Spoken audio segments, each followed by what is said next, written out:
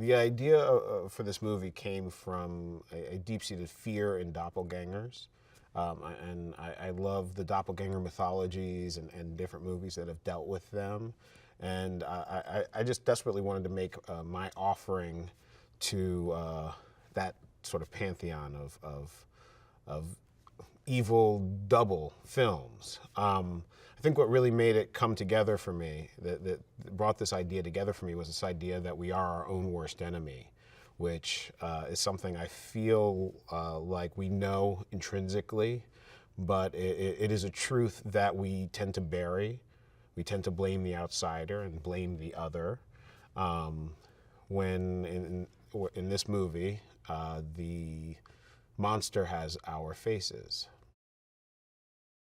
I think the reason doppelgangers have always been a source of fear for people is there's something just primal and unnatural feeling about seeing yourself. I think it is connected to this idea that in that one moment when you would have an encounter like that, you get a sense of your own mortality. It's almost like one of you has to go, right? And you sort of know that in your bones. Throughout mythology, doppelgangers are often represent bad omens or a foreshadowing of one's death. So I just wanted to sort of pinpoint and work off of that just extremely primal fear. It's a ride. You know, I love making films that are both terrifying but also fun. And so that's really what I'm going for here. It is it's a film about Adelaide Wilson, our protagonist, played by Lupita Nyong'o, and she's a woman who has a trauma in her past that she has been dealing with throughout her life, and now she has kids and a husband and sort of the perfect American family. But that trauma is still lingering in her subconscious, or at the very least, and at the most in her conscious. So as she sort of comes back with her family to the house she grew up in, which is now their summer house, she is returning to the location of her original trauma, and she starts to sense that something is wrong. That nightmare she had so many years ago is coming back.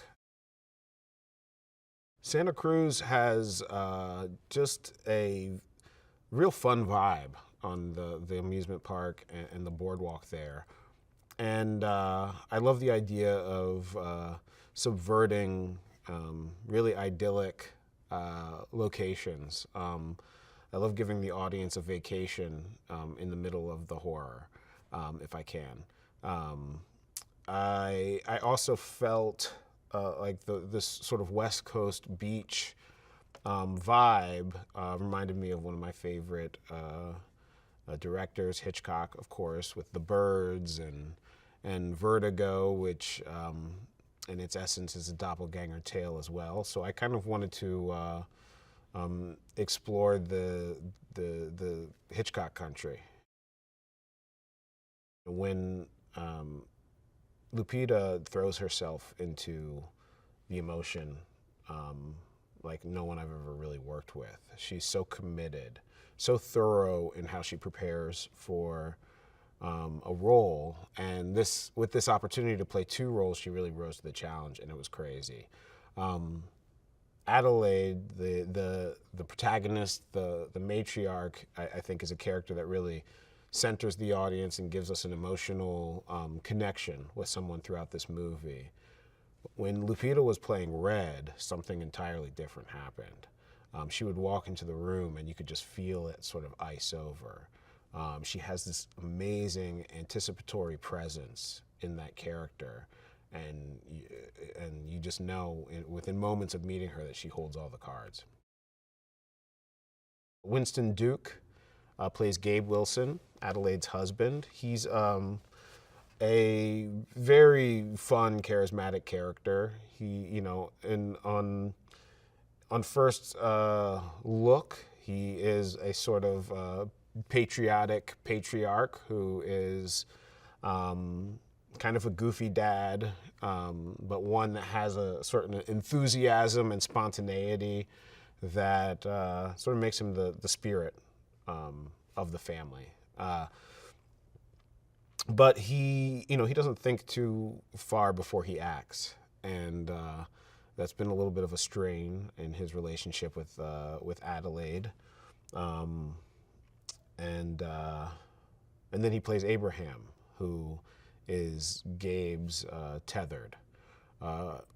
Abraham is a terrifying presence. He's big. He's hulking, and he is sort of single-minded, a very psychopathic and character, and completely devoted to Red's cause.